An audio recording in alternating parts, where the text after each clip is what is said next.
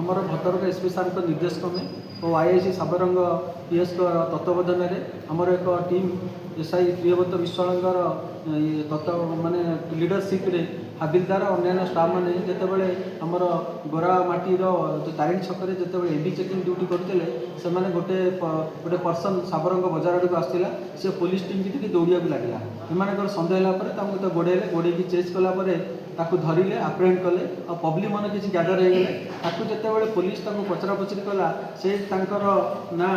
शेख ये मिर्जा बाबू बयस 21 वर्ष और बापा मिर्जा आयुब घर मीर साई पीएस भद्रक टाउन बोली कहले यार आमर एडीपीएस सबू जी धारार जो आम जो पाराप्रोनिया अच्छी से अनुसार मेंटेन करी आमर एजुकेटिव मजिस्ट्रेट प्रेजेंस रे ताकू सर्च करागला बामपट पकेट गोटे जरी भितर प्राय 33.16 ग्राम ब्राउन सुगर मिलला और डाण पकेट गोटे भिवो मोबाइल मिलला जार आनुमानिक मूल्य हम ब्राउन सुगर प्राय 70,000 टंका हम आमर जो सब पाराप्रोनिया मेंटेन करा जाई से व्यक्ति को आमर गिरफ्त करा जायछि आ एई संक्रांत रे गोटे केस है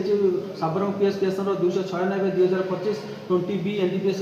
रुजु कराई आ से व्यक्ति आज फराड कर घर है मीर साई इलाका भद्रक टाउन एरिया सहित आउ कि एपर्यंत किसी आसनी आम तदन चलती जदि केस जदि आउ किए संपृक्ति थी आम गिरफ्त कर कोर्ट